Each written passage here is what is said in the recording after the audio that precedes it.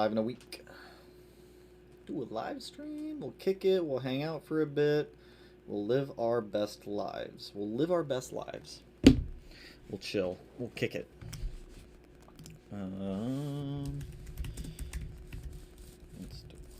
Instagram.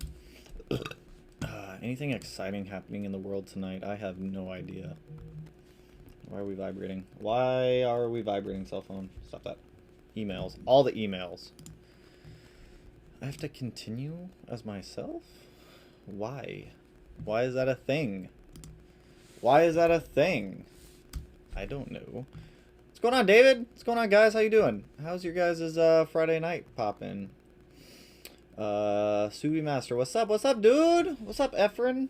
Juan, what's going on, dude? Shout out to New Jersey. I'm guessing NJ is New Jersey. I'm guessing that's what it is. What up, Austin? How's my night going? It's going. I was editing a video. Don't know if I'm gonna upload it. Don't know if I don't really like it. I don't know. We'll see. I don't know. Still playing around with it a little bit. Not sure if I actually want to upload it for tomorrow, which means you guys won't get a video tomorrow. You'll get it Sunday instead of Saturday, but still playing with it. What's going on, Joe? How you doing, dude? Manny, good evening, my favorite YouTube content creator. What's going on, Manny? Hope you're having a solid Friday night, my dude. My turbo blew up yesterday. I'm sorry to hear, Joe. Luckily, you could see this as an opportunity to get a bigger turbo or a different turbo. You have so many options at this point for what you want to do. Don't let a blown up turbo hold you back. Also have some EG33 updates for everyone, but I will let the I'll do the EG33 updates here in a little bit when a little more people swing through, just to keep everyone in the loop on that, because I did have like an hour phone call yesterday with Outfront. Super cool dudes down there too, by the way. What's going on, Donald? How you doing, dude? How's your Friday night? How's everyone's Friday nights? How's everyone's living? There's a lot of like crap going on in the world right now, so it's a little difficult to live a normal life at the moment. Sure, the video won't disappoint. It'll be helpful. I mean, I don't know. We'll see. We'll see how it goes. We'll see if I upload the video for tomorrow or not. I'm still editing it. I've got the video itself edited, but I don't know. It's purely opinion, and not a lot of people like purely opinion videos out there, and I don't know. We'll see. We'll see. Good afternoon. Afternoon? What do you mean good afternoon? It's like, it's evening. What's going on, though, Eric? How you doing? Blown up turbo, sorry to hear. I'm saying a blown up turbo is just an opportunity to get a bigger turbo. It's just an opportunity to make more power. Blast 3.0 coming soon. That's what I'm saying. See, you're already on top of this. Recommending turbos. That's what I'm talking about. I'm going with a Tomica TD05 16G with a Grimspeed up pipe and external wastegate. See, that's what I'm saying. It's always an opportunity. Always an opportunity for more power. Having fuel pressure issues. Think my AEM 340S took a crap on me. I haven't really heard of the AEM pumps going out. I've seen a lot of people complain about the Deechworks pumps dying after like a year to a year and a half. It did happen to Matt with his Outback, but then again, he was running that fuel pump at 100% duty cycle all of the time. So, I mean, it was only a matter of time until his actually did go out. But, I mean, fuel pressure issues, I don't know what fuel pressure regulator you're using, if you have like a specific fuel pressure regulator that you might be using, or if it's just like a Cobb one or an OEM one like that. But I mean, most of the time, if you got like a standalone one, like a, God, what did I have in mind? I don't remember. The Aeromotive, if you have like a standalone one, you can typically correct it. It's not too hard to rebuild a turbo. That's true. I mean, depending on what's damaged on the turbo. I mean, if you're just replacing like independent parts on the turbo, it's not too bad to go through and fix one instead of just going out and buying a completely new one, which is really, like, turbos can get expensive. Like OEM turbos, if someone were to buy an OEM turbo through Subaru, I was looking at turbo prices today. Weirdly enough, for the Ascent, an Ascent turbo is literally half the price of one for a WRX, which was astonishing to me for some reason. I don't know why. Don't know why a WRX turbo is twice the price of an Ascent turbo, but interesting fact. Where'd I just go? FP turbos don't let down, to be honest. That's true. That's true. I mean, FP turbos, they chooch. And they keep on chooching until you run out of chooch. But, I mean, they don't let down. I've ran AEM 3 years and going. So I'm saying Aeromotive fuel pressure regulator. I mean, you could always try bumping up fuel pressure on your fuel pressure regulator and trying to verify that fuel pressure is correct, both unmetered and metered off of reference for the vacuum point. That's kind of where I would start with that one, and then start working my way back on the fuel system, just see what's going on if it's a fuel pressure issue. But I mean, if you're getting like voltage drop going from up near the battery up to the back where the fuel pump is, I mean, that could also be another issue. There's a lot of issues whenever it comes to fuel. It's never a fun thing to try and diagnose. What's the better opinion, IAG or Outfront Motorsports? So this is that's actually an interesting question, just because I had an hour-long phone call with Outfront yesterday. When it comes to, if you're looking for like a cookie cutter engine, where they're all kind of built the same, they're all kind of rated for the same horsepower, IAG is typically the go-to for that one. But if you're looking for something that's a little more customizable whenever it comes to building an engine, Outfront is they're gonna be your go-to for it. So yesterday I had an hour-long phone call with Outfront about the EG33 just to see how things were going, just because I hadn't talked to them since late September. I didn't want to bug them. I'm not in a huge rush to get the motor back. I'm still buying parts when I can to be able to continue the EG33 stuff. So when we do get the motor back, I can get it bolted in the car. We can get a lot of stuff going on it. But EG33 stuff, the short block is completely closed decked. We have gotten the nitrated crank back. The heads are fully done and built. We're waiting on two things to be able to wrap everything up. So as I was talking to Jeremy down at Outfront, super cool dude, by the way, Outfront, super awesome shop. The pistons, we're having a really hard time with the pistons. So the way that they do it down at Outfront is they're not going to order the pistons till everything else around the pistons has been done. So now that the short block is closed decked, it's been drilled up for 1/2-inch head studs, and resurfaced at this point. He went ahead, he took all the measurements for the pistons, he sent those over to I believe it was JE that we're having problems with. So when the measurements were sent over to JE, they were having issues like correcting or getting correct specs for the custom piston set. Because of that, it's been like 2 weeks with JE like on hold. So we're swapping over to CP at this point. So we're gonna be using custom CP pistons. So as soon as the pistons are done, and they're back at Outfront, they can go ahead and once they get the pistons, it'll be like 4 or 5 days once the motor's done. So literally the only thing holding us up on the EG33 at this point is the custom piston set and technically the head gaskets too. So we're waiting on a set of cosmetic head gaskets to come in. They do a lot of like custom head gasket stuff for like EG33s and whatnot. So waiting on that to come in, but pretty good news. So as soon as the actual pistons are done, I mean, it'll be like 4 days and then the engine will be done at that point. So soon, hopefully soon, we get the motor back. But to go back to that question, kind of depends on what you want for the motor. It says, you say FBO 2016 WX making 330-300 on a dyno jet. I'm assuming an engine, because you said IAG or Outfront. Personally, I would probably go with Outfront over IAG, just because everything is like custom made there down on Outfront, versus it having be like a cookie cutter engine that's built and then sent out to you. Yeah, I'm sorry, I've only been awake for like an hour now. Kind of on Russia time. Interesting. It's like 9:55 a.m. Interesting. Running eBay 20G, 0 issues for years. Like some eBay turbos, some last, some blow up in like 100 miles. It's always a gamble. Seems like the check valve in the pump, that can always be an issue as well. What's going on, Zekai? FP turbo are the best, honest. I mean, I prefer FP turbos. I like FP turbos. What should I look for when buying a GD chassis? Depending on where you're buying it from, check for rust in the rear quarter panels. Check underneath of the car for rust on the frame rails. Like up here, if you were to buy a GD chassis, now that they've been out for 18 years or so, if you were to buy one up north where they salt the roads a lot, at that point you're going to be having like a lot of potential issues with rust on the frame, rust on the inner fender liners, not the plastic, the actual inside of the fender on the other side of the fender liner. Outside of that, I mean, the GDs are pretty solid chassis. Whenever it comes to me buying like a used GD chassis, I would typically try to buy one that's under 120,000 miles versus like higher mileage ones. If you can get one that's been rebuilt by Subaru and it has like a rebuilt motor, it's a plus in my book, because less maintenance and less worry that you're gonna have to worry about on that one. So lower the mileage, better. Obviously, that's gonna reflect on the price of the car, though. Thoughts on buying a used 2012, 2013 WRX? I mean, I like the GR models. I mean, I wouldn't not buy one if that's what you're asking. I don't quite understand the whole aspect of what you're trying to get at there, but 2012 through 2013, good models for GRs if you're looking at buying one. Personally, I avoid the 08 to 10s if I was to buy a GR chassis, just because they are a little bit more prone to having rod bearing failure, just because of some of the known oiling issues when they revised the engine in 07 to 08. So if you're going to get a GR, 2012, 2013, solid years to look at. Nate, what's going on? So I have a Grimspeed top mount intercooler, but I'm now looking to get an ETS turbo kit. Do you think I should get a ETS PRL front mount intercooler before I get the turbo kit?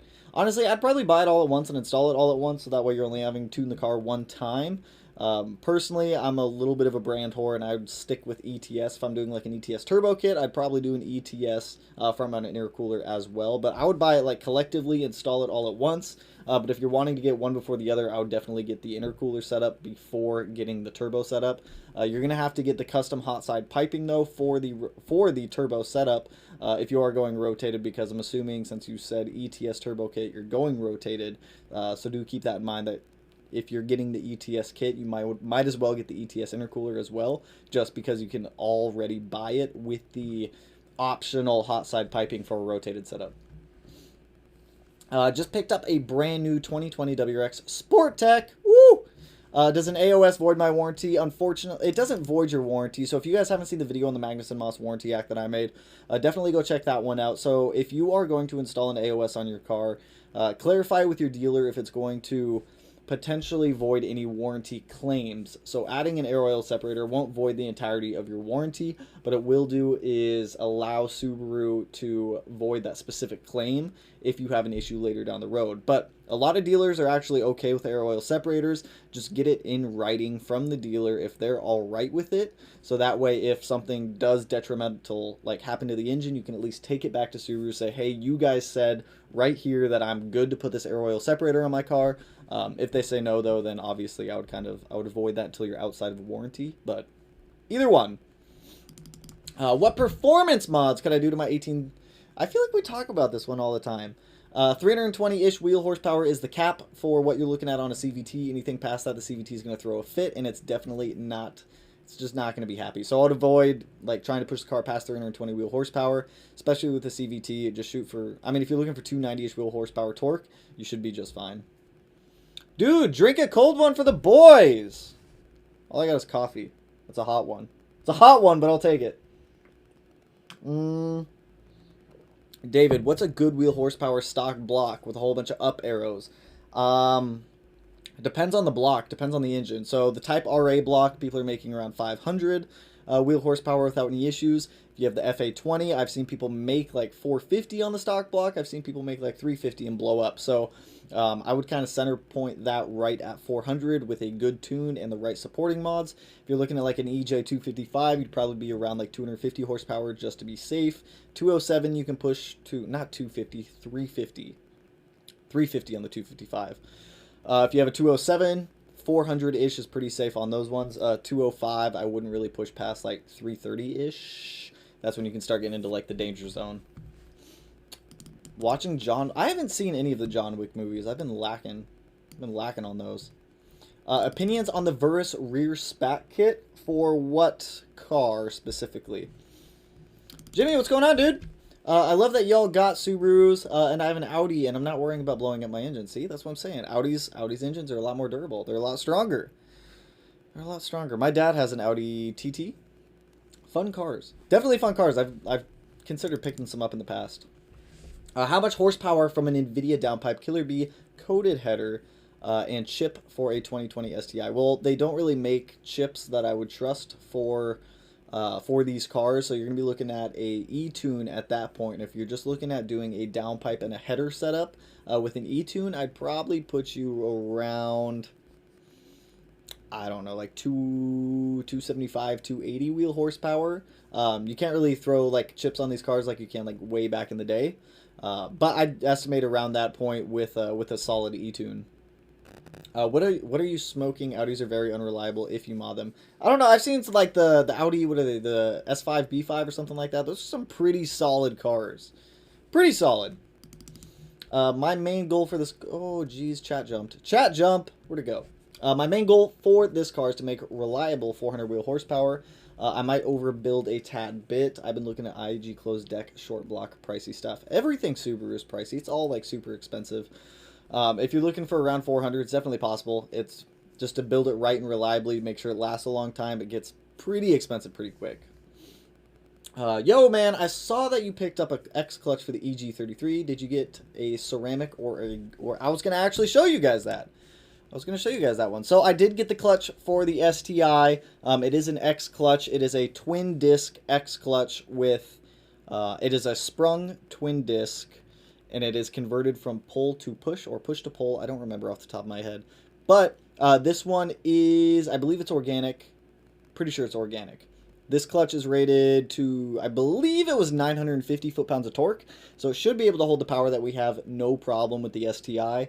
I've been ordering a lot of the background stuff for the EG33 while we're waiting. So a lot of it has been like OEM parts. I've had to replace a lot of things, like all hardware. I have the water pump. I have to rebuild the oil pump. I have to shim the oil pump. What else? I got like complete new timing belt covers, all this like extra stuff for the EG33, so that way when we get the motor back, we can just start chooching along, putting it together, getting it in the car. So I still need to, like I said, oil pump, rebuild, reshim. I need to order the timing components and the last 2 timing covers. So once I get paid on payday, can definitely get those ordered, get them set aside, so that way when the motor comes back, we can just get everything in there. We can get it going. But yeah, X Clutch. If you guys haven't checked them out, check them out. They're an Australian company. They make a lot of like super cool stuff. Like if you look at this, can I zoom in on this over here? Why does it zoom in like that? The clutch alignment tool is CNC'd. That is the coolest clutch alignment tool I've seen. I've never seen one CNC'd before. So I mean, quality, high quality stuff with X Clutch.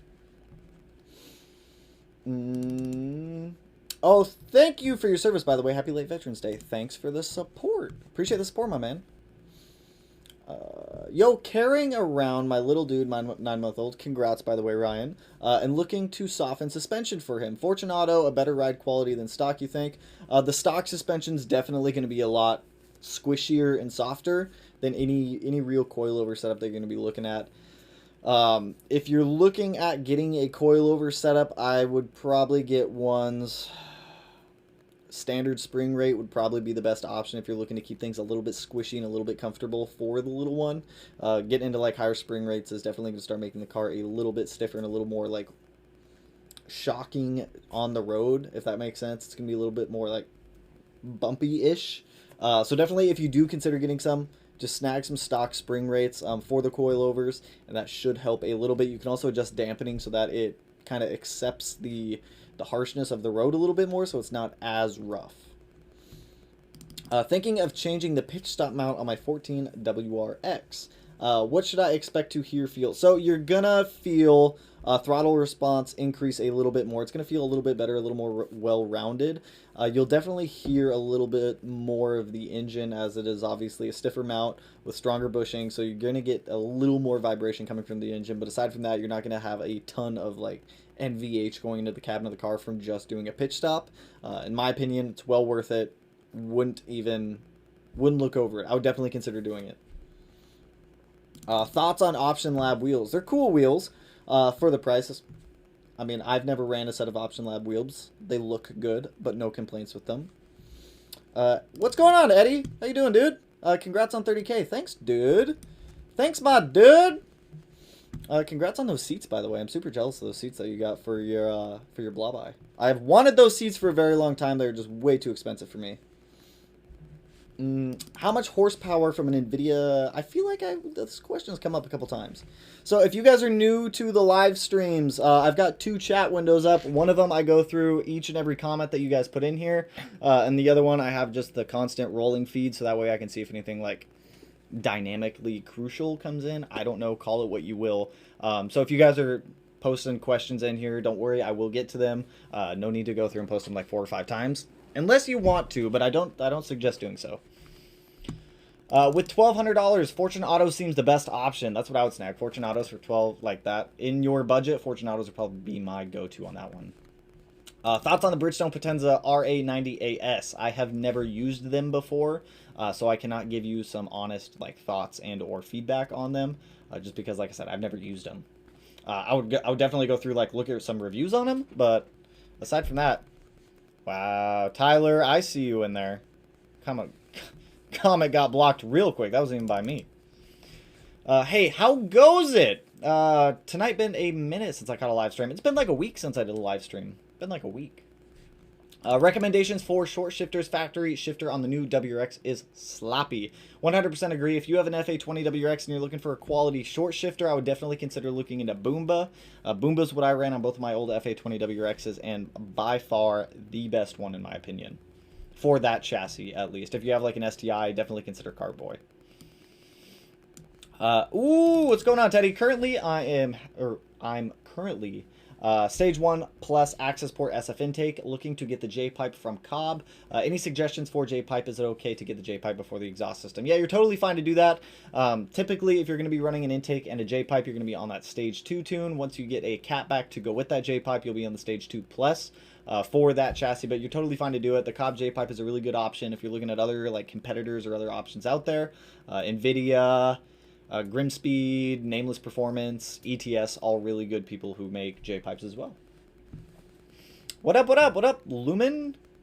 Potenzas are straight grippy. They have what we call shark fins to help get water out. I run Potenzas on the BRZ right now, only in the rear, just because I happen to have them in the garage, but those are the Bridgestone Potenzas RE760s.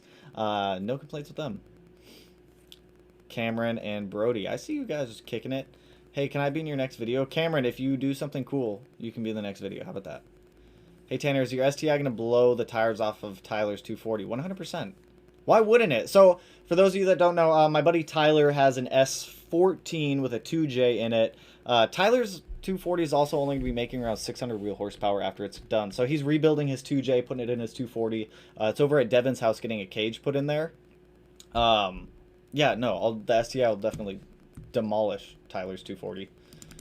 What should I do to my 01 Outback? I have no idea. What do you want to do with your 01 Outback? That's, I mean, it kind of depends on what you're using the car for. Already have a K&N air filter. So like I said, it kind of depends on what you're using the car for, and how, like what your budget is, what you want to do with it, what your end goals for the car are, just to kind of determine like how to go about like your modding path on that one. How much more reliable are the FA engines compared to the EJ? That's a subjective question because it also comes down to how you take care of the engine. If you take care of an EJ as it's supposed to, it's going to last. I've seen them last like 500,000 miles. I've seen people misabuse FA engines and they've only lasted 20,000 miles. So when it comes to reliability between the FA and the EJ, it kind of boils down to the owner.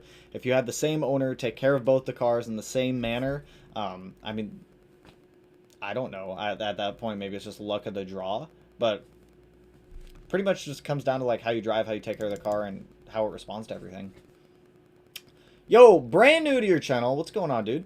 Love your videos and the energy in them. I just got a 2011 STI sedan with 104 on the motor. Any tips will be much appreciated. So if you just got one and it's at 104K on the motor, I would definitely go through and make sure the service records reflect that you had the timing belt, water pump done, just because those are the main intervals for that service era. Once those are done, I would go through the car, just replace any like usable things that can be replaced. That's going to be like air filters, fluids, anything in there. Make sure it's like all up to par, and then just start modding it, enjoying it. Yo, what's going on, JR? My WRX channel. Hey, brother, come stop by the crib sometime. Yo, I'm down anytime. I have all the free time. I can bring the BRZ out there. You're only, what, 2 hours away? I think you're only 2 hours away or so, but I'm definitely down, my dude. Let's do a video, though. Let's do a video, like, next weekend or this week. I don't know your work schedule, though, so let me know. Shoot me a DM. We'll figure something out. I'm totally down. Eric. Haha! Having a drink for the boys. I'm doing a dab for my health. LMAO, God, I hate these body health issues. Yo, we all got them, dude. It's unfortunate, but hopefully you're like feeling better, my man. Yo, Eddie, my WRX channel and Smedia and Eddie collab. I'm down, dude. Like I said, like we were talking about yesterday, if you're ever up in Washington or out, like I'm ever down in California, let's totally do something. I'm always down for it. Gotta run trying to buy a PlayStation. Good luck on the PlayStation snag. I am still rocking my Xbox One because I am a broke boy. But, actually, yeah, the STI and the BRZ take all my money. Hopefully you grab that thing, dude. Good luck on snagging the PlayStation. Appreciate the dono, man. Noah, hey, Smedia, do you know of any good cheap winter tires for stock STI wheels? Looking for a good tire this winter. Kind of depends on what your definition of cheap is for a tire. Typically, I don't like to cheap out on tires too much, but if you're looking for one that's a little more like budget friendly, if you're looking for like a set of all seasons, the DW06 Extreme Contacts are what I run on the STI and the BRZ. If you're looking for something that's like a dedicated winter tire, the Blizzaks are a solid tire as well. Tyler, what's going on, dude? I need to come to Washington. LOL, Arizona is my favorite. Ty Sty 91. It's my buddy Tyler. I was in the Army with him for like quite some time. So good to see you swing through, Tyler. Yo, Connor, appreciate the dono, dude. 30K subs and BRZ is finally tuned. The BRZ is finally tuned. Tomorrow's going to be a fun day with the BRZ. I'm going to be teaching Melanie how to drive a stick, and she's going to be learning on the BRZ, which probably isn't going to be the best car to teach her on. She's probably going to get extremely frustrated and try to stab me, so expect a video on Sunday of me trying to teach Melanie how to drive a stick, because that'll be fun. I might get stabbed, so if the video never gets uploaded, I'm probably dead in a parking lot somewhere. We'll see how that goes. We'll see how that one goes. That'll be a fun one. Tanner, I'm having a bad time getting clearance with my ETS Front Mount Intercooler piping and the fog light covers. Did you have to do a lot of cutting? I don't want to damage the integrity of the fog light structure. So that's interesting. On my ETS Front Mount Intercooler that we had on the car before I sold it and pulled everything off, there was no cutting I had to do at all for the ETS Front Mount Intercooler to fit, especially with the piping. It all just fit right up. I had fog lights. I still have the fog lights and no issues at all. I have heard of some people having to have issues where they need to kind of commingle around the fog lights or try to make them fit like that. On that one, I would say try to rotate the piping in a way that's not going to completely destroy the integrity of the fog light. If you have to trim a little bit of the fog light cover off, I would definitely do that. It really shouldn't be too bad if you have to do that though. Thoughts on building an FB20 engine? Expensive. You're probably better off either swapping it or buying a WRX at that point. If you're going to be building an FB20, you're gonna have to go through, swap out all the internals. You're gonna have to do a lot of the custom intercooler stuff, custom turbo setup stuff. It's gonna get really expensive really quick. If that is something that you're considering, I would definitely look into like an engine swap with an FA20, picking up a WRX or something more along those lines. Just because those FBs are not efficient motors to build for power, unfortunately. We've been trying to figure out a way to make some power on an FB, and I don't think it's going to happen because Melanie wants more power out of her Impreza. We haven't found like a cost-effective way to do so.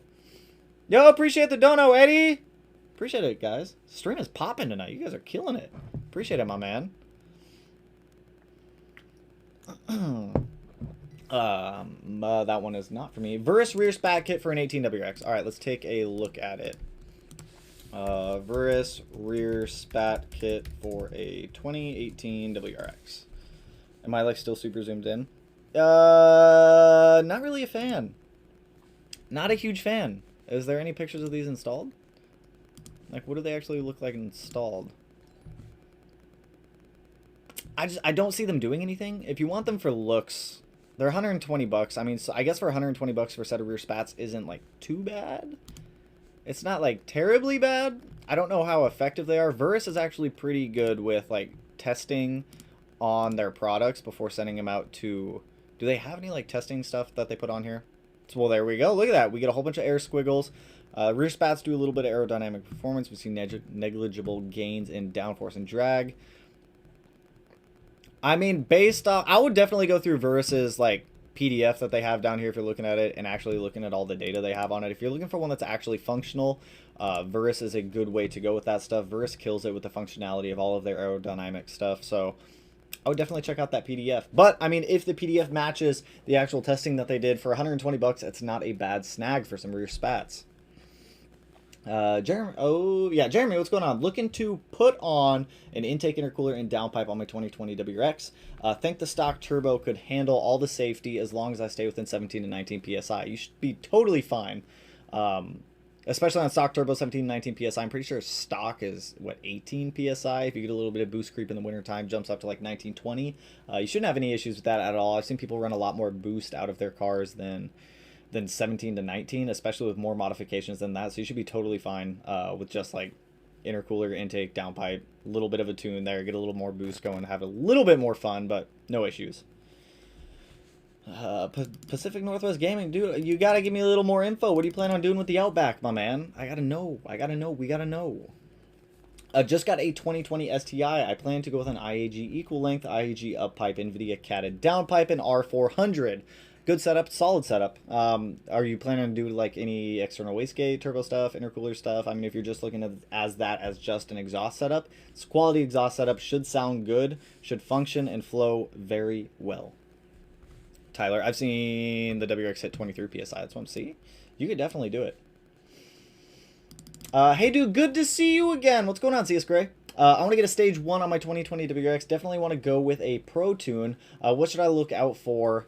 And is there a recommendation stage 1 kit that I should get? So whenever it comes to like stage 1 kits, if you're looking at staying on an OTS tune, you definitely want to stay with the manufacturer of whoever makes the part. So if you're looking at keeping like a Cobb stage 1 tune, get Cobb parts. If you want an MA Performance stage 1 tune, get MA Performance parts. So that way the OTS tune matches the parts that you have, and you're not really mixing and matching. Once you start mixing and matching parts with OTS tunes, that's when things start to get a little bit dangerous, just because the OTS tune wasn't designed to work with those parts. So if you're going to be doing it, just make sure the tune reflects the parts that you're buying, and you won't have any issues.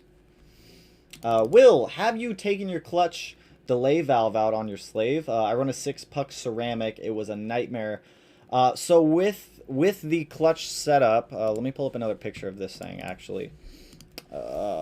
X clutch, twin disc, sprung, STI. So with, where is it? Where's the one that I got? Is it this one? That's an awful picture. Import Image Racing, fix your pictures. Where's Rally Sport? They have a lot of good pictures. X clutch, X clutch, X clutch. I don't know what their pictures are. Here we go. So with this clutch specifically, they don't have it either. So I guess we're just going to do it this way. Drivetrain, clutches, multi-disc clutches. This is the one we got. So this is the clutch that we got. With this clutch, it actually comes with a new slave cylinder. So I don't know what I'm going to be doing with this one quite yet. I don't know how it's going to feel in the car. So once the motor's in the car and we actually play with it a little bit, from everything that I've read with this clutch setup, it should feel like OEM. But it's also a twin disc, and it's converting from, what is it, push to pull or pull to push? I don't remember. Push converted from pull. So we're converting to a push feel from a pull. So I don't know how this clutch is going to feel in the STI until after we get it installed and after we've been running it for a little while. So I'll keep that in mind though, because if it does just feel awful, I will definitely try playing with that a little bit and seeing if that helps correct any of it. And we'll go from there. Cameron, appreciate the dono, dude. How's Puerto Vallarta, my man? You guys getting some good Mexican food while you're out? What's a good spring rate for a daily driver on an 18 WRX? 6K, 8K, 7K, 8K is typically what I see a lot of people run for daily drivers. If you're looking at tracking your car, I would definitely consider upgrading to the Swift springs from any vendor or any manufacturer you're looking at, whether it's like BC Racing, Fortunato, Cygnus Performance, any of those ones I would definitely consider bumping up if you plan on doing spirited driving or any track driving with your car. But if you're looking just for a daily driver, standard spring rates should be fine, which is typically like 6K, 7K.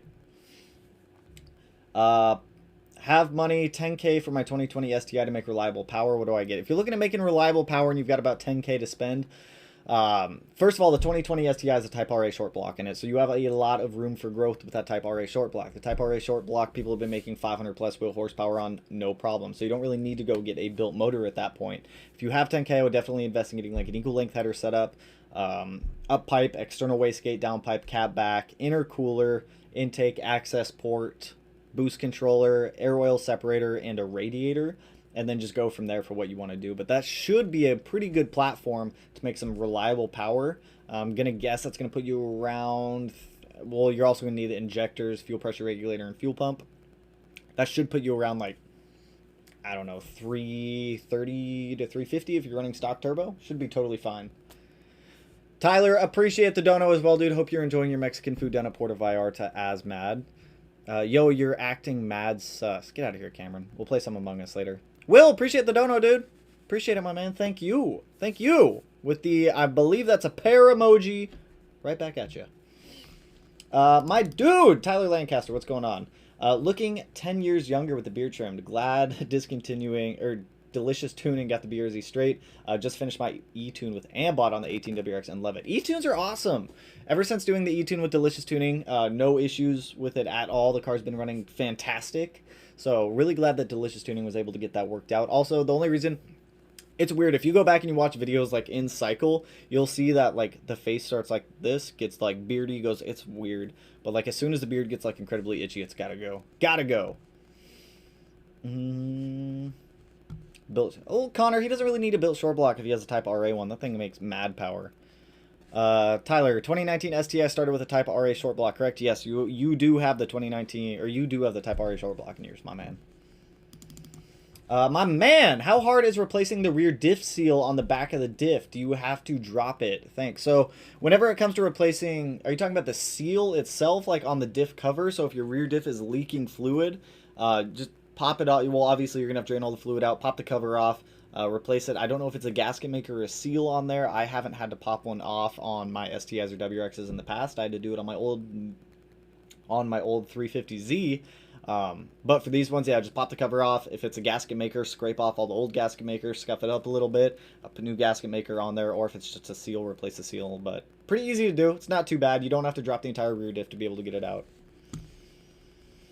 Is there any way to install a front mount intercooler with air intake without any cutting? Yes, I've done it. Well, it depends on the chassis also.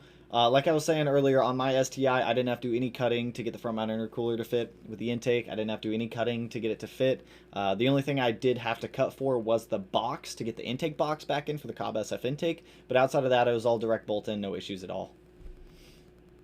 Damn, a second monitor must be nice. I don't have a second monitor. I need a second monitor. I have like Streamlabs on half my screen and then Internet Explorer on the other half of the screen. That was Cameron. I knew it. What oil do you recommend? I have a 2012 STI and I currently run a 5W40 Rotella T6. That's actually a pretty good oil to run. I run 5W40 as well in both when the STI was running. Typically I would run Motul 5W40. In the BRZ I also run 5W40 just because I like a little bit thicker of a grade oil. Subarus like to run hot. The oil breaks down, the viscosity starts to get thinner. You get less lubrication properties from the oil. So if you are running a 5W40, in my opinion, it's a little bit better. All of the tests I've done with Blackstone testing have also reinforced that. So 5W40, it's a solid oil. Would 10 out of 10 suggest it. I know Rotella swapped up their formula a little bit because the 5W40 used to just be for diesel engines. I now know they have one that's not specifically for diesel engines, so I'm not entirely sure which one you're running on that one. Have I tried Kirkland engine oil? I have not. I have not tried Kirkland engine oil, unfortunately. Or fortunately, I don't know which way you want to take that one. Cameron. Hello, Cameron! Jesse. That one's not to me. Who's mod here? I'm gonna take your job. Who's mod? Who's mod? Oh, Justin. Get out of here, Justin. Well, don't get out of here, but you know what I mean. Hey, Tanner. Worth it to cut up my front bumper to allow more air to the front mount? 100% yes. I did it on both the BRZ and the STI to allow better airflow up to the front mount. With the BRZ, though, I didn't actually do any data testing to verify the point of it getting cooler IATs to help reduce that intake air temperature going into the throttle body. I know on the STI I did. After I cut up the bumper a little bit, I saw that it was like a 1 to 2 degree difference, but when you start doing a lot of these other mods to help improve the cooling on the intercooler, I mean, it definitely compounds up. I mean, you get 1 to 2 degrees cutting it up. You get 1 to 3 degrees actually doing like the hood scoop delete.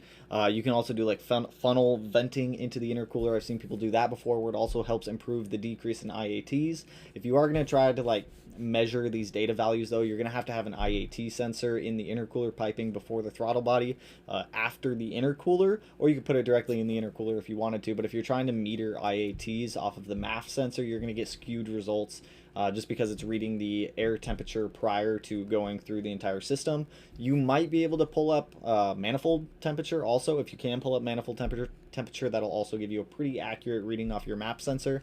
But for the most part, yes, I definitely suggest doing it. Where did I just go? Since coilovers subject has been coming up, what do you recommend, Fortunato or BC Racing? So if you're on a tighter budget, BC Racing is a pretty good coilover to snag. Personally, I don't like BC Racing coilovers. Functionality wise though, they function extremely well. The only thing I didn't like about the BC Racing was the longevity of the coilover itself. On every set of BC Racing coilovers I've had, they have seized within a year and a half of me owning them. If you've ever tried to unseize coilovers, sometimes it works, sometimes it doesn't work. I tried heat, I tried letting them soak, I tried all of these things to help try to get it to unseize, and it was just a huge pain. With Fortunato, I've never had Fortunato seize on me before, but from an actual like functionality standpoint, both of them are very good coilovers. Longevity wise, I would definitely pick Fortunato though. Tyler, hey buddy, didn't know you were live. I am definitely live. We are live. We're kicking it, dude. We're kicking it on this Friday night. We're chilling out. Best street legal summer tires. And best size 18 by 8.5 plus 35. Car will be lowered on FA 500s with Super Pro LCA tow kit and center roll kit 2016 WX. So I don't know like what are illegal street tires. For summer tires though, I really like the Bridgestone Potenza RE760 Sports. I run them on the BRZ in the rear. I run them in both the winter and the summer. Hold up, I gotta close the door because all the doggos are freaking out. I swear, he sees like a squirrel and then he loses his mind. He wants to go like demolish it. But the Bridgestone Potenza RE760 Sports are always my go-to summer tire. I've had pretty good results with them in the past. When I used to run autocross down in Louisiana, I ran the Bridgestones down there, gripped extremely well. Tyler, if you're still in the chat, Tyler used to, the Orange 3s, yeah, the Orange Z. Tyler used to go do autocross stuff with me. Well, he'd sit passenger with me at the time, but it was definitely fun. Small dog. Small dog is just running around barking at everything. As for wheels, that's kind of up to you on the fitment that you're looking to get out of the car, kind of what wheels you're looking at, because some wheels have varying sizes also. Super Pro LCAs are really good, and the tow kit. I have the tow kit on the BRZ right now. Super Pro makes good stuff. Going stage 2 with a Pro Tune this Tuesday. Ooh, that sounds fun. That sounds fun! Is it true that if you run E, you should change your oil more often? Why? Yes. I mean, to an extent, it's true. People are going to tell you different things. It's going to be a little bit opinionated. Personally, whenever I ran E in the STI, I would change my oil every 1,500, 2,000 miles. So as the fuel goes into the cylinder, you're going to have some fuel that's going to drip down the cylinder walls. That's not going to be combusted. It's going to mix in with your oil over time. E85 will compromise the oil a little bit quicker than actual gasoline will. So just because they're both petroleum, essentially, the molecules in them, they don't like to get along, and then they like combine. They do all this weird stuff. It compromises your oil, reduces the viscosity over time. Some people say it will, some people say it won't. Personally, I played it on the safe side. I did mine every 2,000 miles max. Didn't have any issues. Thanks for the info on the X clutch. Anytime. There's not a lot of info for the STI. I'm torn between the six puck and twin disc. Just ordered an ETS 6466 turbo kit, trying to make all the boost. Make all the boost. All the boost. That's all we want is all the boost. Definitely, once I get the X clutch actually installed on the motor and we get the motor in the car, and I can actually feel the clutch feel on it, I'll give you guys a little more information about the X clutch stuff, just because right now I'm a little up in the air about X clutch also. What really sold me on the X clutch was Rally Sport Direct. Rick over there did a video on it. I've talked to Rick a couple times. Super cool dude, by the way. And I watched one of his videos and instantaneously sold me on it with just the quality that X Clutch did. They're a little bit newer in the United States. I think they came over here last year from Australia and opened up like a US headquarters. So we'll definitely give you guys an insight on it.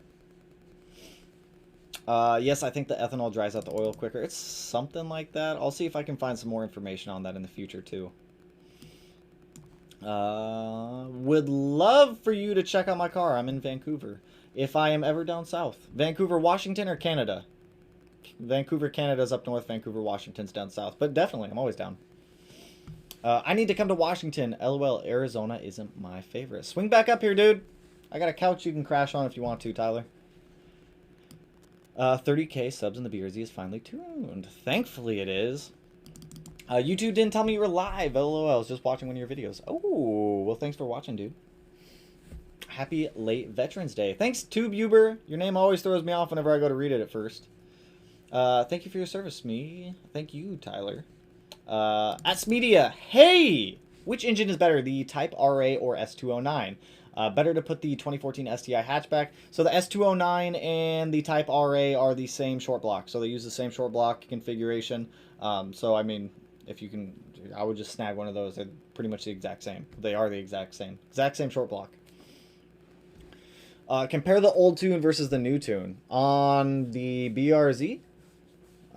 Jeff on the BRZ. So all right, so we'll talk about this a little bit because I know some people were a little confused as to why I retuned the BRZ. So if you guys remember, after we got the BRZ dyno tuned, when it came off the dyno, the car didn't hot start. It didn't want to idle, it ran extremely rich, and it kept throwing engine codes. The engine codes that it were throwing were for lean fuel efficiency, MAP sensor, MAF sensor, incorrect correlation between the throttle body and the accelerator pedal, and a couple other random ones here and there. Evap, purge valve, all these other ones. So I ended up taking the car back to the shop that originally tuned it 3 or 4 times, and without any luck, the only thing that got fixed was the hot starting issue, and that was because of injector scaling on hot start. So outside of that, I mean, it's just it wasn't getting fixed. The BRZ was the daily driver, so I definitely needed to have it corrected, especially with the STI being down. So now the tune feels a lot more straight line. You know what I mean? Literally, I don't even know if that's a word. I just keep trying to say it as a word, but it feels a lot better.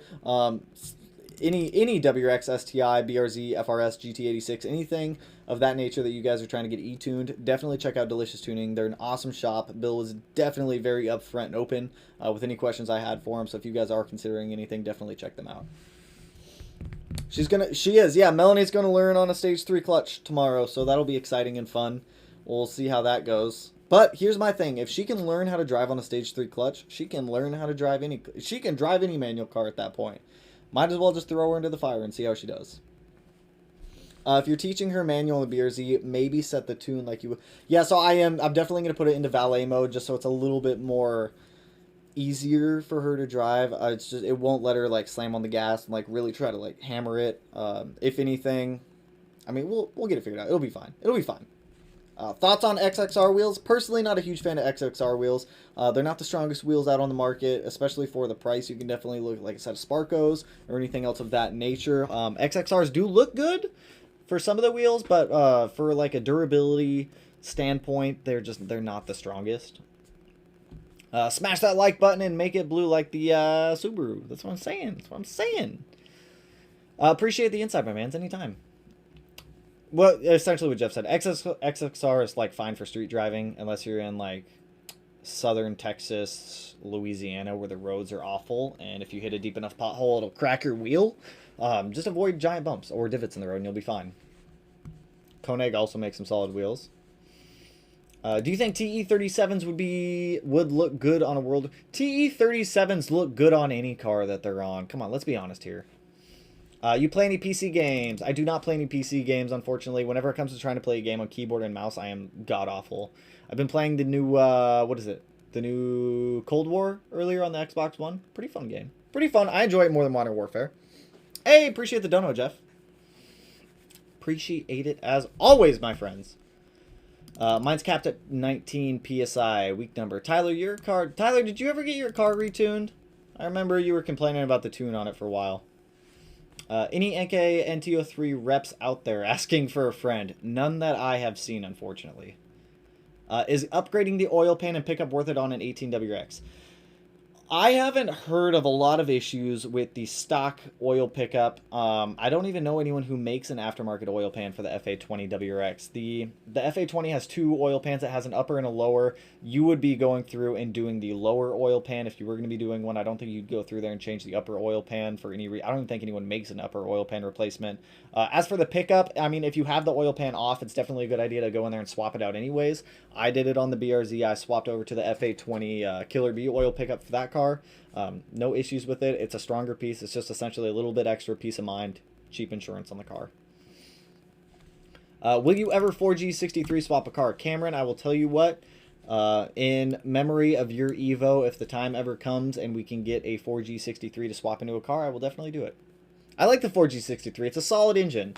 And like in retrospect and in all honesty, the 4G63 is a much more efficient engine than any EJ out there. I'm going to say FA too. The 4G63 it's an iron block. It holds power. It's a solid engine.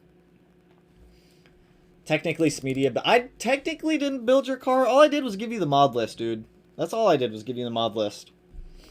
My WRX pedal and clutch feels weird. It's like if I... Ooh, hey, appreciate the dono, Adrian Wolf. What would you say the biggest differences, irritations between an STI clutch transmission and other clutches transmissions? Kevin, we'll swing back to your comment here in a sec, dude. The biggest irritation, so we'll take the FA20's transmission and the STI's transmission. We'll compare those two. We can also do the BRZ just because those are the 3 most that I drive. With the FA20 WRX, the only thing I didn't like about that transmission was how sloppy it felt. I had to go in there and I do a lot of modifications to my FA20 WRX transmission to get it where I wanted, to where it felt somewhat on par with the STI. Went through, I did the shifter stop, the Boomba short shifter, the clutch plate, or not the clutch plate, the shifter plate and the shifter bushing to kind of get it where I wanted it. It felt a lot notchier. I like my transmissions to feel notchy. I like them to be loud, and I want to know what's going on with it. I like being able to feel all the gears swap over. I like being able to hear it and know what it's doing. The STI is like really good with that setup just because minimal modifications. I know what's going on with that transmission. I know it's a solid transmission. Whenever it comes to clutch and transmission assembly. So whenever it comes to a clutch, if you're looking at getting a clutch, the main thing I've noticed is sprung versus unsprung is going to be your biggest detriment in a clutch. If you get an unsprung clutch, it's awful. It's absolutely awful to drive, especially if you have a multi-disc unsprung clutch. You have to slip the clutch a lot for driving. If you're not slipping the clutch, it's harsh, it's not fun, it's not enjoyable to drive. If you don't have a good like clutch and transmission setup in your car, you're going to hate driving your car all the time. That's why whenever it comes to any like drivetrain modifications, I try to spec out ones that I know are going to feel good as I'm driving it. I try to spec them out to a daily driver aspect. So that way when, like with the EG33 swapped STI, I'm trying to get all the transmission stuff to be able to feel as close to OEM as possible. Just because I plan on daily driving the STI once it's swapped, and I want it to feel comfortable. I want it to be fun to drive.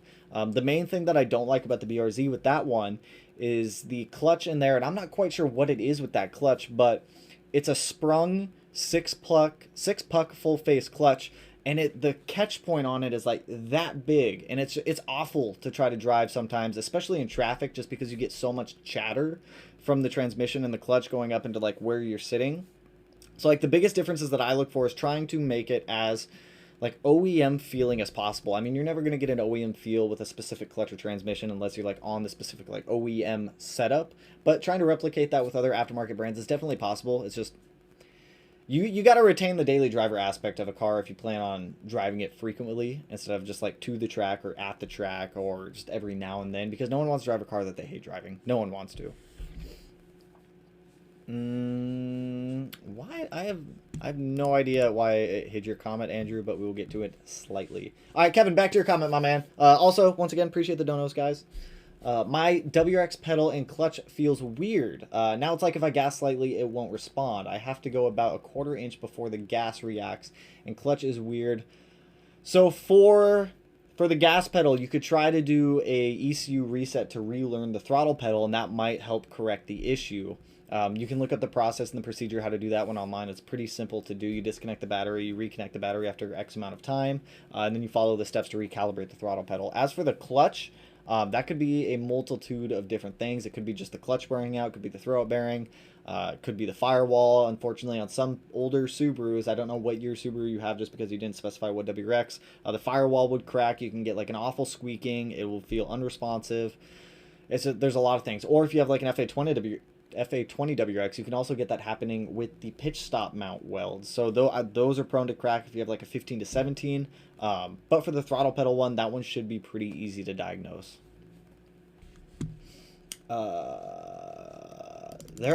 Those are purple. I need a purple clutch, even though I'll only see when I put it in. See, that's what I'm saying. I don't know why they like anodize all these clutch pieces, because you never see them. You literally never see them. Going to be getting an STI soon, and I'm a noob to manual transmissions. I know how to drive a manual, but I hear Subaru clutches are a bit finicky. Any tips to a good noob out there? They're not as finicky as you might expect. So the STI, it takes, I don't know, an hour to get used to it of driving. I would drive it around like the city a little bit, get used to it. Don't be scared if you kill the car a couple times. Totally normal. I did it a lot on my like 88 XT when I first bought that one, and then my STI, my first STI, my 08 when I got that one. The difference between, because I came from a 350Z prior to getting my 08 STI, and that one had it wasn't a CD009, it was like a CD007. It was a solid transmission, solid clutch setup, but immediately there's a difference between my 350Z CD transmission and the STIs. The catch point was definitely different. The engagement point felt a little bit different, but I would just go around, like drive in a parking lot, go do some city driving, get used to it. Best thing to do is just sit down on the seat time and actually just feel it out and see how it feels, just because everyone drives a little bit differently. That's one thing that I don't like a lot about like a lot of the like how to drive a manual transmission car videos on the internet. Like, yeah, it'll give you like the rough overview of how to do it, but unless you're sitting in the car and you're actually getting the seat time and feeling it, there's just no cross comparison there to be able to like engage and disengage how it's going to drive. My car has 3,800 miles now, no oil change or anything yet. That's a ballsy move, Kevin. That was ballsy. 3,800 miles. Actually, when I bought my brand new WRX, I changed the oil at 1,000 miles at break-in just because once the motor was broken in, changed the oil, get all the like the metal particulate out. Did it another oil change at 2,000 just to refresh that, make sure everything else was out of there, and then I did mine at 3,000 intervals. But if you haven't done an oil change yet, I would definitely consider doing that. Definitely consider it. Just so you know, if you put an exhaust on the newer Imprezas, they sound like a WRX. But then becomes a Civic. I deleted my resonator and put a WRX muffler on my 2013 Impreza. I might have to look into that for Melanie because she has been wanting some sort of exhaust system on her Impreza. For those of you that don't know, she has a 2017 Impreza. She wants like more power out of it. That's a struggle trying to get power out of like an FB engine. They just do not want to make power. This would just be the exhaust setup. I figured I would start there so I can do the intake. Okay, then do intake, IGAOS, comp, fuel system, probably staying stock turbo for a while. Don't blame you. Stock turbo is, it's a pretty good option for a little while. When am I going to full chooch it? What are we full chooching? Which car are we full chooching? I don't know. The STI, I obviously can't full chooch the STI. It has no motor in it. The BRZ, I can't full chooch that one just because it's raining so much up here. The lack of traction that the BRZ has in any inclement weather is ridiculous. I need bigger tires on that car to be able to actually like drive it like and have like full sends in the rain. But you do have yeah, just making sure, thanks. The old orange Z, my old Z, man, that car right there, that thing was a shitbox. I do miss that car. I do miss my old 350Z. That thing was fun. Thanks for the info about the diff. You were correct. Okay, awesome. Ever thought about building Miata? Yeah, I've been trying to get Melanie to get a Miata for months. But she doesn't want one. She keeps saying that I want a Miata. And she's not wrong. I do want a Miata. Yes, I have definitely considered building a Miata. I do want one. BRZ engine is an oven. BRZ engine bay is an oven. It gets so hot in there, especially with the turbo setup in there. If you don't have the proper heat control devices, and like a BRZ FRS GT86, it's cooking. It gets cooking in there. Donut Media's Money Pit is pretty sick. Yeah, I've been watching that one as they're building it. I know what Job, I think Job is the host on that one. I know he said he was going to be turbocharging that car here soon, so definitely keeping tabs on that. Hey, hope all is well. What's going on, Roast Beast? Roast Beast, I like it. Just got a 2016 STI and it already had a catless downpipe. Aside from not passing inspection, if I get an external wastegate to prevent boost creep, am I safe or is there even more I should do? So if you're going to be doing that, make sure, like I said, go watch that whole external wastegate video I've made if you're trying to get more info on wastegates. But yes, an external wastegate will mitigate all possibilities of boost creep because as soon as the wastegate opens, it just chooches out all of the excess exhaust gas, so that way it doesn't backtrack through the internal wastegate hole and try to spin the turbine wheel a little bit more. So yes, if you are going to be doing that though, make sure you are having a boost controller. I would get some sort of like air oil separator or catch can setup also, but definitely a external wastegate will make life a lot better. ST coils for the win. I haven't heard of ST before. Alex, what's going on? Hey bro, I've watched your videos for a while and I want to build a 2017 STI. 350 wheel horsepower sounds amazing for me. What do you recommend? Sorry for my English. I'm from Mexico. I hope you can answer me. Dude, your English was spot on. Don't even worry about it. If you're looking to make around 350 wheel horsepower, Cobb 20G turbo, downpipe, catback, uppipe, headers, boost controller, injectors, fuel pump, fuel pressure regulator, air oil separator, radiator, intercooler, turbo inlet, and you should be pretty good. You should be pretty good with that setup right there. It should get you there, no problem. Is a diesel Subaru worth the money? I have never built a diesel before. I know Subaru makes diesels. I haven't looked too much into them. I don't know what you're trying to build it for. I've heard of people doing like turbo models of the diesel builds. I don't know how extensive they actually got into those ones, but I would definitely do a little bit more research into those because I am not well versed in the diesel world of the Subarus. Want to add a wideband O2 sensor to exhaust. Can't weld though. JB. Oh no, do not JB weld an exhaust sensor on there. It'll probably last for like a week, and then you're gonna have to be. I wouldn't. I would pull it off. I would take it to an exhaust shop, have them weld on the bung for you, and then just do it that way. Thoughts on swapping a turbocharged Toyota V6 into a Mini Cooper? Rear wheel drive, of course. Totally down. That sounds like a blast. I have a hidden love for Mini Coopers. I've wanted the John Cooper Works S Mini Cooper for years. They're just not, I mean, it's never a car that I've actually tried to go buy. But that'd be awesome. That'd be an awesome car to build. I like the Mini Coopers. I've always liked them. Autocross / rallycross. Should I get a set of OEM Forester struts or go for gravel set lifted life on my 09 Impreza? Depends on how much you're wanting to spend. I mean, you can definitely just snag some Forester struts and springs, throw those in there, and it should give you a little bit of a bump in height. If you don't mind spending the extra money, I would definitely go the route of actually getting a custom setup. Get a little bit of body spacers in there also, just to correct the geometry from lifting the car and getting the subframe to the correct point also. But by all means, do it. I like it. If I had a Stage 2 STI Simple, but had to replace the engine, would you recommend rebuilding or buying stock?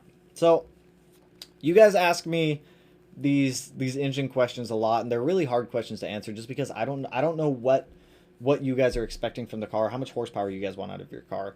The stock Type RA short block, you can make 500 wheel horsepower on and be relatively safe on it. If you're looking to make anything more than that, I would definitely consider either buying like a 2.5 block from IAG, getting a custom block built. But if you're looking for something that's drop in and you plan on making under 500 wheel horsepower, the Type RA block is always going to be my recommendation for you guys. For the price of it, I think it's like $2,000 brand new. It's just the most affordable way to do it. But whenever it comes to these engine questions, it's just, I don't know how much power you guys want to make in the long run of things, and your power goals are going to dictate what motor you buy at whatever time you're going to be buying it, because that's going to allow you to either make more power or kind of cap you on where you're at. But the Type RA short block, I would definitely do that one if you're looking for just a Stage 2 build that's pretty simple. RA short block, 100%. I mean, you don't even need the RA short. If you're just looking to go Stage 2, I mean, the stock short block will do just fine. Liam, love your channel, been following a while. I'm getting my first STI. I want to get an aftermarket head unit. Is that an Apple CarPlay compatible? Any recommendations? There's one company that makes a set that does Android Auto and Apple CarPlay. I'm not sure what it is though. I think Subi Speed sells it on their website, so I would definitely go over there and check that out, but I don't know the actual name brand of what that head unit is. I've seen a lot of good reviews on it though. 2MTX 12. Sup, brother? What's going on, dude? Looking into buying a 2005-2009 Legacy GT. What kind of things should I look out for? So I'm pretty sure, I want to double check this because I am not entirely sure on this one. I believe they come with the 3.6R. What year set was it? 2005-2009 Legacy GT. That one is not the 3.6R. We have one of those. We have one of those on the side of the house that's blown up. So you have two options. You can either try to find a manual one or you can find an automatic one. I believe it's a 4EAT automatic transmission that comes in the 05 to 09 Legacy GTs. I would definitely try to source an actual manual one. Trying to conversion swap manual over to auto or auto over to manual, and those ones can be a little bit of a pain. But look for a manual one. Aside from that, just, I mean, basic modifications that I say to kind of look out for on every other build out there that anyone might be buying. Stay away from modified ones if it doesn't have a like a specific build breakdown of what's all done to it. Stay away from ones with like extremely high mileage or like certain service intervals missed, like that timing belt, water pump setup, because those are going to be big factors that go into how long that motor is going to last. Also, try to stay around like under 120,000 miles if you can. YouTube is going through some rigging pains. Hey man, my question was up there regarding my gas pedal and clutch. Kevin, we got to it, my dude. We talked about it. Question, my tile external wastegate open up sometimes. An example is third gear after 4K, and I floor it, the external wastegate doesn't open, but in second gear after 3K, 13 PSI springs, I'm hitting 10 to 16 PSI. As soon as the wastegate sees, or as soon as the boost controller allows spring pressure to go to the wastegate, it should open up. Now, if some tuners will do it this way, well, should I consult my tuner? If the car is pro tuned, I would definitely consult your tuner on that one, because some tuners can set it up to where it's a weird setup where the boost controller opens during different times, during different gears. It's like boost by gear. Some tuners do it, some tuners don't. So in second gear, your external wastegate would open up at one point. In third gear, it might open up at another point. So what the boost controller does is it interrupts the signal from the boost source to the wastegate. So if it interrupts a signal in a certain gear and it doesn't allow the vacuum or the pressure to go to the spring's not going to open up. So I would definitely consult your tuner on that one. If he did set it up to like boost by gear, then he's going to be able to confirm that. If not, then there's something else going on in there. But the external wastegate is a pretty simple mechanical mechanism that just operates off of pressure. But if you're having something that's like causing a pressure spike in different gears, the only thing I could think of would be like a boost by gear setup in that instance. I have a chance to diesel Subaru. What do you think, good or not? Like I said, I have absolutely no experience with diesel Subarus. I've seen people play with them in the past, but from a first-hand experience, I've never played with them before, so I cannot give you any like good information on those ones. LOL, I could barely drive a stage 3 clutch. Good luck, Melanie. I have a feeling Melanie is going to stab me tomorrow when I try to teach her this, just because she fully warned me. She was like, hey, I'm going to get mad. I'm going to get angry. I was like, all right, just don't stab me and we'll be fine. We'll be totally solid. Ben, what's going on, dude? Mopar stuff. I'm also thinking about getting a 1984 Dodge 600 ES Turbo convertible as a comfy daily cruiser, as well as some performance potential in street cred, because I think they'd look pretty neat. I have no idea what that is, but we're going to look it up because I'm curious. You've piqued my curiosity, my friend. 1984 Dodge 600 ES Turbo. What do these look like? What do they look like? That reminds me of like a Grand National for some reason. I don't know why, but it reminds me of a Grand National. If I could have any like American-made car, it would definitely be a Grand National. I love these things. They're stupid expensive though. Stupid expensive, but they look so good. Personal preference. Personal preference on those ones. I'm getting like way off topic on those. Keep up the content. Always, my man Jeff. When would you want to swap the intake manifold on an FA20? I've seen a couple of videos on the BRZ manifold. I've debated it. I was up at the mod garage the other day picking up the clutch for the STI, and he happened to have some of the aluminum intake manifolds there for the BRZ, which are a little bit bigger in diameter on the inside ports. I want one. I just don't have the money for one right now, so at some point I'd love to be able to swap over to one. But if you're looking at it on the FA20 WRX, the only real time to swap over to the BRZ manifold is when you want to introduce port injection into the system. For the BRZs, if you're on an older BRZ, okay, well you said specifically for the WRX. The only reason to specifically do it on the WRX, aside from looks, if you want to get away from the plastic manifold, is if you want to introduce port injection into the system. Typically when you're shooting for higher horsepower with the FA20 WRXs, the port injection will help with that. It'll also help clean the backside of the valve, so that way you don't have as bad of carbon buildup on the backside of the valves because the fuel's going to be washing it away. But for the FA20 WRX, the only real need for it is to add port injection to the system. Your best bet is to get Subaru OEM parts. That's what I've been buying for most of the stuff that I've been snagging is OEM parts for like the water pump, timing belt setup, all that stuff. What could cause one spark plug to be receiving more fuel than the others? If your injector, if one of the injectors isn't scaled properly and is sending more fuel into that cylinder, that could be one to send more fuel in there. Your other three injectors, I mean, a very off chance, but your other three injectors could be a little clogged. But the only thing that I could think of is one injector sending too much fuel into the cylinder. Could either be in the tune or the injector itself. You can definitely pull out that injector, get it flow tested just to make sure it matches the other ones. But that would be the first go-to off the top of my head. Could also be fuel trims in the tune as well, if you are pro-tuned or using an OTS tune or anything like that. 202 WRX, 2 months in my 2020 WRX. I see. That was for the comment earlier. Okay, so yours is leased, but I thought the 1,000 mile oil change wasn't. It's not necessary according to the dealership.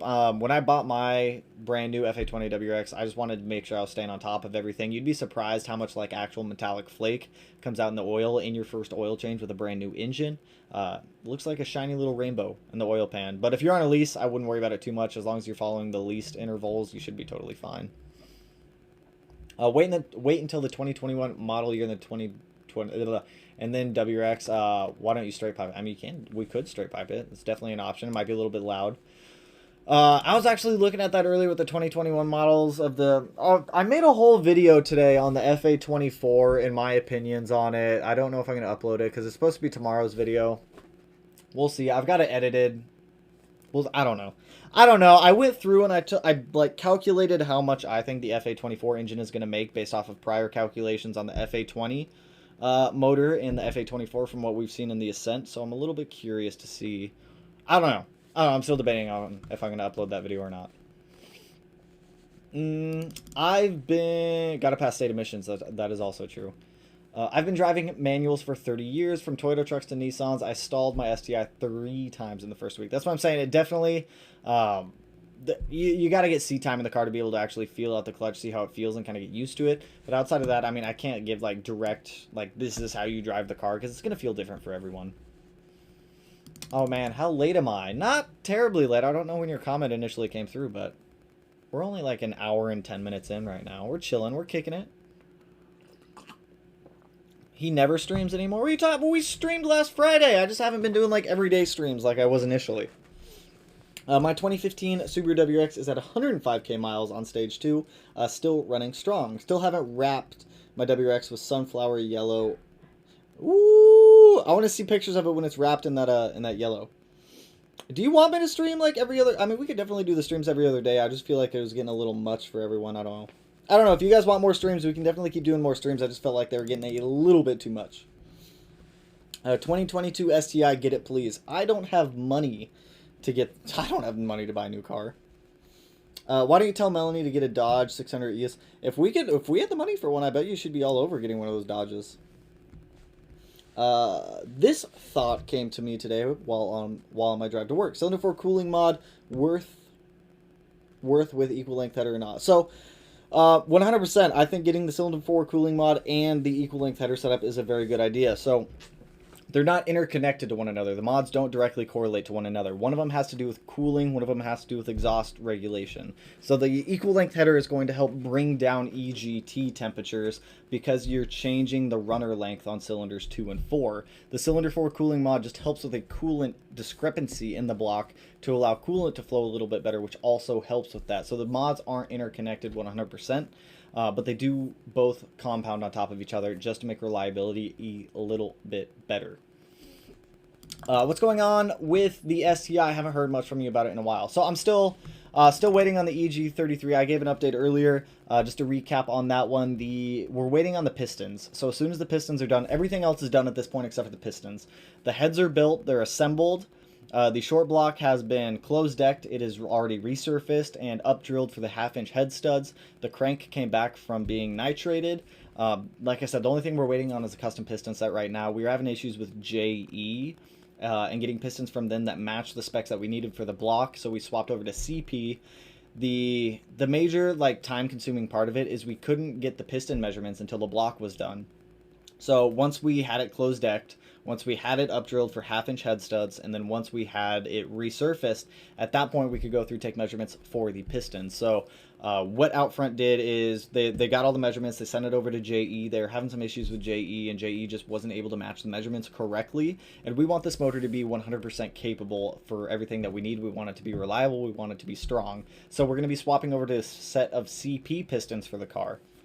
I did get verification from Jeremy down at Outfront, and the motor will be built, or it will be able to fully capably handle 1200 horsepower. So we're on the right track. It's just a lot of this custom stuff when it comes to custom building an engine, especially one that's not cookie cutter off the shelf, like some of IAG stuff or some of all these other we're going to build the same engine 100 times and sell that one.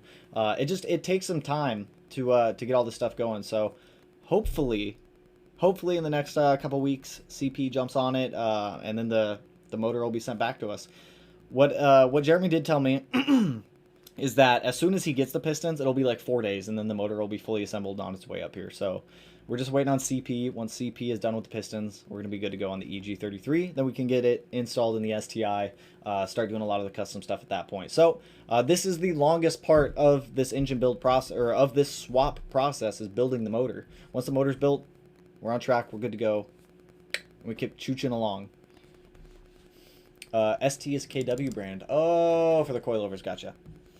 What up, yo? What up, Eugene? What's going on, dude? What wheels would you recommend for the cost of around $600? 17-inch 5x100. I think niche wheels are around $600. They came on the BRZ when I bought them, or when I bought the BRZ. I believe that set was around $600. I think it's like $150 a wheel or so, without shipping and without tax. So check out niche. Not bad wheels. We have them on Melanie's and Present now. Yes, always cylinder 4 coolant mod because it's not just because of the unequal length. Yeah, that is 100% true. Jack, what's going on, dude? I got an 8.6 in early October because I wanted to learn manual that bad. Just got home from my first drive where I really sent it. The car is so fun. Hey, glad you're enjoying the car, dude. The 8.6 chassis is actually a really good car to learn manual on. The clutch is pretty forgiving. It's also pretty easy to get used to. So glad you're enjoying the car, dude. Congrats on it as well. I need a sip of coffee. Woo! I need some coffee. I just filled my STI tires with air to the specific specs, but the tire pressure light won't turn off anyway to fix this. So whenever it comes to recalibrating the TPMS sensor lights or trying to get the TPMS light to turn off, it typically takes like 20 to 25 miles for the sensors to actually calibrate accordingly once they have been refilled, and then the light should auto shut off after that. If it still doesn't go away after 20 to 25 miles, you can always take it back to Subaru, have them recalibrate the TPMS sensors, not TPS. And that should make the light go away also. So I have a 15 WRX with 136K on daily driven stage 2 Pro Tunes. Explain why I get hit with my car. Wait, what? Explain why I get hit with my car is going to. Explain why I get hit with my car is going to blow up. Explain why I get hit. Oh, why people say that. I got it. I get it. That took me a minute to read. If it's pro-tuned, I mean, I wouldn't worry about it at all. Like, OTS tunes are typically where you start to see a lot of variance in, like, AFR trims, short-term and long-term. Kind of like boost intervals, boost spikes in colder weather. When it starts to become wintertime, the air becomes more dense. If you're on a pro-tune, you should be totally fine. Like, as long as you take care of the car, you're on top of maintenance, it's not going to blow up. It's just people's perception of Subarus is that they're unreliable, they don't last. I mean, they're expensive to build. I was going to say they're expensive to build. They are expensive to build. I will give them that one. But it's just a perception of what people perceive Subaru as. It's unfortunate, but it is what it is. Gunnar, what's going on? You're the best, media. Thanks for the advice on the engine. Still waiting on the Subaru Bible. You're supposed to write congrats on 30K. Yo, the Subaru Bible. That's like Naziok. You wanna find like a whole written Bible. Naziok is the place to go for a lot of that stuff. I just condense a lot of it down into videos. So hopefully the videos help people. D-Fresh. Hey Smedia, I'm a fellow Pacific Northwesterner. What's going on, dude? Where are some of your favorite cruise spots other than Carbonado? If you go out to like Lake Kapowskin, there's a whole bunch of like really nice roads back out there that it's like on the opposite side of Carbonado. It's a really fun drive too. Highway, I believe it's Highway 10 out of the base of Mount Rainier is a really good one. We used to go to, can I pull up a map? Let me pull up a map on this one. Here we go. Washington State map. Let's just go to maps. We'll just go to maps. That'll be a little bit easier. Double click. Zoom in, zoom in, zoom in. So I am up here in the Puyallup area. So we would go out to like this 165. We'd go out here. This is a pretty good road out here on 165 going to the base of Mount Rainier. The Kapowskin road that I was talking about is right there out near Electron. So if you go back out here, there's a lot of good like windy roads to be able to go out and drive on. I like going out there every now and then. If you're really feeling up to it, out here past Eatonville, if you get to like Alder Lake and you start going south a little bit more, I've been to like Mineral, Carlson area. Those are some really good mountain back roads too. And then like right back here is a really fun place. I believe you need one of the state park passes to be able to get out there, but there's a lot of fun roads out there. If you do go out there though, just make sure that you keep an eye out for deer, because deer like to jump out in front of everyone out there. Happened to us almost. It was a baby deer. Luckily, we did not hit the baby deer. If you're buying a car and you don't know what you should look for, pre-purchase inspections are also a really good thing to get as well.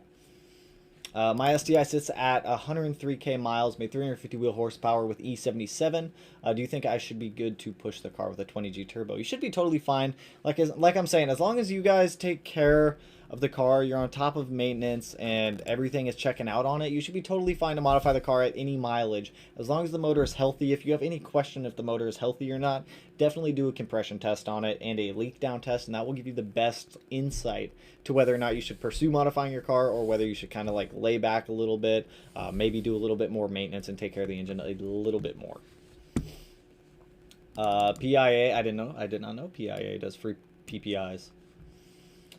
Do you think you can build an STI motor for 4K? If you do it yourself and you put it together yourself, yeah, you can definitely do it for 4K. If you already have the short block, well, kind of depends on the extent of what you're doing. If you're just building short block, 100% you can do it for 4K. Once you start getting into head work, heads get pretty expensive pretty quick. The only thing that you're really not going to be able to do at home is resurface the heads and the short block, but aside from that, you can definitely do it for 4K. Yo, what up, WX Dom? Is a compound turbo setup smart or no? Wasn't going to do it, just wasn't going to do it. Just curious. I mean, honestly, it depends on the motor that you're doing it on, depends on the turbos that you're using, how they're ran also. I mean, compound setups can be very good and very efficient.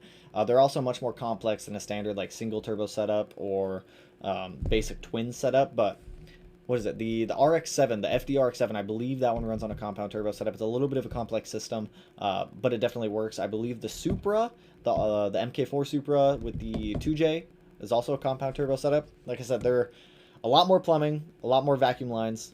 They can be efficient, but it takes a lot more precision and selection for exhaust manifolds, turbos, intake piping, how everything's routed. Single turbo setups are just going to be a lot easier to do.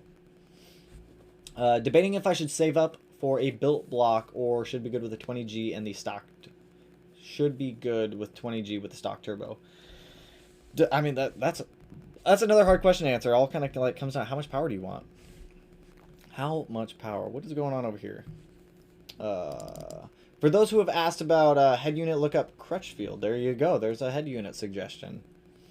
I'm all about driving the car as much as possible, so I would have a motor built on the side, swapped in, then upgrading turbo. Definitely, if you can afford to build a turbo or to build a motor on the side while you still have your car going, that's honestly the best way to do it. So that way, as soon as your built motor, your built engine on the stand is done, you can definitely just drop it in, pull the old one out, and it's you're minimizing the time that the car is down. It just makes life a little bit easier, and you can keep driving your car too. Alex, thanks, man. I'm gonna start to look at some good parts for the STI. Nice.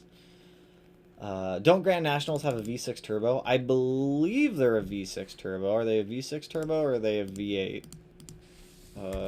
Grand National. Let's do engine. Grand National engine. 3.8 liter V6 engine. Yeah, it is V6 turbo. Like, you can't tell me that a Grand National wouldn't be a fun car. No thanks. No, I don't want to sign up. That would be, come on, that'd be a fun car. That'd be a fun car. I'd love a Grand National. How much do these sell for right now? They're like stupid expensive. Grand National for sale. How much do they sell for? I guess it's, I mean, 34 to 40,000 ish. I guess isn't terrible for them. I know they were also like super limited quantity when they did make them. So my 15WX is making 23 PSI in stock turbo with my Pro Tune. Is that supposed to be good for it to be that high, or is it almost like maxing out my turbo? I mean, what was it, 23 PSI? You're pretty much all right. You're kind of on the cusp of where the turbo is going to be like starting to run out of breath a little bit. If you wanted to pull a little bit of stress off the turbo, you could definitely consider swapping out the turbo. You're also only going to be at 23 PSI for a fractional time because you're not driving the car around all the time at like 100% throttle, 100% 23 PSI. So for the fractional time that you're going to be driving your car and you're going to be 100% throttle, you're maybe going to be at 23 PSI for what, 5 to 10 seconds max here and there. So you should totally be fine on it. I wouldn't worry about it too much unless you're driving around with your foot on the floor all the time. Seems most don't go equal length header, and it's harder to find good info on long-term equal length header builds. So a lot of people don't want equal length header just because of the sound difference. Personally, I like the sound. I like the sound of equal length headers, but I mean, just from data, from what we have seen on people who have run equal length headers over time, Typically, lower EGTs result in less heat transfer from the header up into the cylinder head, which also decreases temperature inside of the short block for the actual cylinders, which helps keeps things cool because you want to keep things cool. You don't want the stuff getting too hot because then you can get pre-detonation, post-detonation, all this detonation, all the detonation you don't want. You don't want that. Those Dodge 600s have a 2.2 turbocharged Chrysler 4-cylinder engine. I've never been a huge fan of front-wheel drive cars. You could also get them with a 5-speed manual and a 3-speed automatic.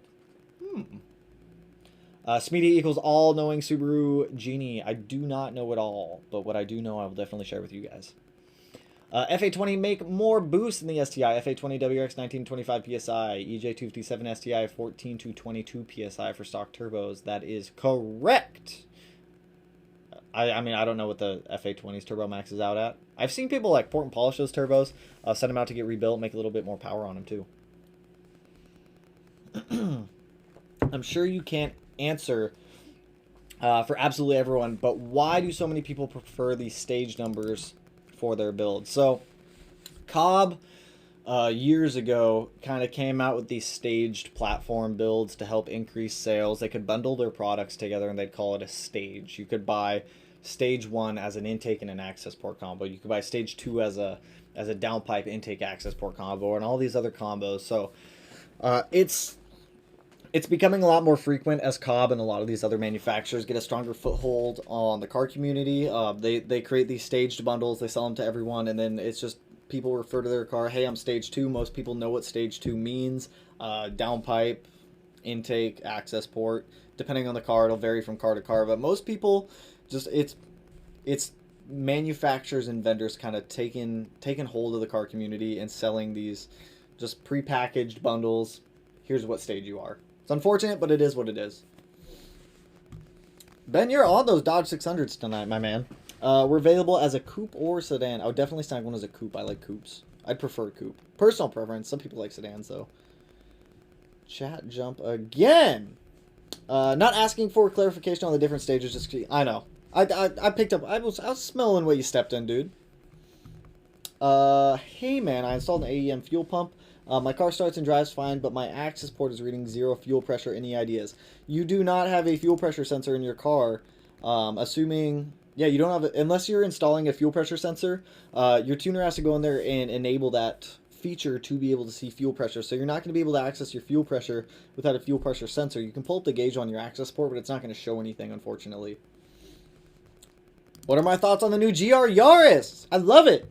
I want one of them. They look dope. I don't think we get them in the States, though. From what I saw, I don't think we're getting them. But these things are sick. I would buy one. If I had the money and I had the resources to be able to get one, I would totally love one of these. Look at that. It looks like a fun hot hatch. Like, Toyota's coming back with some fun sports cars again. Personally, I like it. If I get one, I would definitely snag one at some point. I don't know what that just did there. Where did I just go? Never cross the streams. Never cross the streams. Never cross the streams. We'll do at least 2 a week. We'll do one. I do a stream every Friday now. We'll do one, what, Tuesdays, Fridays? We'll do that. We'll do Tuesdays, Fridays. Tuesdays, it's like 6:30 p.m. Fridays, 6 to 7, somewhere in there. Do a 48-hour live stream? Yo, you want to see me go out of my mind with, like, deprived sleep? I already only sleep, like, 3 hours a night. Like, 5. What is the best turbo setup for 350 single turbo or rear mount? For what car? Depends on the car. If it's a WRX STI, a Cobb 20G will get you there, no problem. If it's a BRZ FRS, the only reason I'm saying that is because you said rear mount, and those are the only ones that I've seen rear mount turbo setups on. I would definitely do a single, like, do like a single turbo precision on a BRZ FRS. Either JDL. I'd probably do JDL on that setup. Sleep time. Might catch some ghosts on the stream. Ghosts. I thought you meant 350. You in the wrong... I'm so confused. I don't even know what's happening here. Yeah, we need more streams. I'm gonna need better wisdom from. Okay, I'll do 2 streams a week from now on. From here on out, we'll do 2 a week. We'll do one on Tuesday around 6:30 p.m. Pacific Standard Time, and then the other one every Friday, like we have been doing. What do I need to get to 300 horsepower in a 17 WRX? Intake, turbo back, intercooler probably won't hurt. TGV deletes, EGR delete, a Pro Tune should get you there. I'd also do a low pressure fuel pump, either AEM, Deechworks, one of those ones. Where did I just go? Laugh? Maybe? I'm starting to lose my voice. If you say you get your car up and running to its fullest potential, I think you should be able to take it to the drag strip and challenge Demonology and Drag Race. So when the STI is done, I do fully plan on taking it to the drag strip just to see what it'll do. I don't know if the axles will be able to hold up to the abuse on a drag strip, because that's going to be a lot of torque going into the axles all at once. I do foresee them potentially snapping at some point. But I'm definitely going to be taking the STI out to the drag strip, and we're definitely going to see how much power it makes and see what our quarter mile times are, because curious. I've never like actually drag raced legally at a drag strip before. It's always been when I was younger and on the streets in the woods in Louisiana. But you know, we'll do it. We'll do it. Downpa, that was not at me. That one was not at me. Just depends on how hard you want to push stock parts. I put enough to make 400 all-wheel horsepower for the state. That's definitely another thing. Always overbuild your cars, kind of detune them down a little bit, just so you have that variance there, so you're kind of relieving stress off of it as much as you can. But always a good thing to do. Perhaps you might want to buy a 2018 SRT Demon. I would love to have a Demon. A Demon would be a fun car. It's also very expensive, though. It's very expensive. The most expensive car I think I've ever bought is that STI that I have torn apart in the garage right now. I think that is the most expensive car I've owned. If it weren't for snow, I would totally have a BRZ. I'm interested to see how the BRZ does in the snow up here. We're supposed to have an El Nino winter this winter, and I guess it's supposed to like be super snowy. So I'm going to try to grab some snow tires for the BRZ and go play with it in the snow, because I'm definitely curious to see how that thing will do. Probably won't do very well. Eugene, what up? What up again? Got a recent build done by Surgeline. IAG Stage 2 Tough, DOM 1.5 or 1.5 XTR with all supporting mods. Break-in suggests varying RPMs. Can you explain the break-in process a little bit better? So with a new motor, hello small dog, welcome back. With a new motor, you want to make sure you're taking it, and especially if you're like putting new cams in the car, you have all these break-in processes for motors, for cams, for everything that you're kind of doing in the car. You want it to have a variance in engine speed, so that way it's not just stuck at one speed, because as the motor as a fresh motor starts to heat up and it starts to get used to running, you're going to have heat cycles going into that motor. So the metal inside of the motor is going to expand, contract as it heats up and cools down a little bit more. So you want a good variance there, so that way it's not only holding RPM at like 2,000 to 3,000 RPM. You want a wide variance so it can get used to that RPM range, the different heat cycles that it's going through, so that way it can properly, I don't want to say like correlate, or so it can adjust properly, so that way it's just not set to one specific RPM range. It just gives it a little bit better of a heat cycle rating to kind of sift through, just to get the motor in there a little bit more. Cameron, welcome back, dude. Buy an Evo. I know you want one. I do want an Evo. I want an Evo 9, but they're incredibly difficult to find. BRZ, far worse in the snow. That's true. Oh, BRZ works great in the snow. With snow tires. I'm assuming. Summer tires all season's probably not going to do too good. Turbo BRZ in the snow probably won't do too good either. I still have the warranty, and I kind of don't want to void it. Don't void your warranty then, man. Hold off on voiding it. Woo! All right, we've been going for like an hour and a half now. I'm starting to lose my voice. I'm starting to like burp a lot too. So, I don't know if there's going to be an upload tomorrow or not. I have this video shot and edited, but I don't know if I'm going to upload it. If I don't upload it, expect another stream tomorrow night. You guys will 100% have a video on Sunday. I don't know if I'm feeling this video or not, so we'll see if I upload it or not. Don't know. If there's no upload tomorrow, there will be a stream tomorrow night. So we'll see what happens. But I appreciate all the donos from everyone tonight. Always appreciated. They always go back into the channel. Thanks for swinging through. If I didn't get to your question tonight, bring it through tomorrow or on Tuesday, whenever the next stream is. Like I said, if there's no upload tomorrow at 9:30 a.m., that means that we're doing a stream. So, with that, though, I hope everyone has a solid Friday night. Once again, thanks for swinging through, kicking it on this Friday night. I hope everyone has a solid weekend if I don't talk to you guys tomorrow. And with that, though, I'll catch you guys in the next one. Peace out, homies.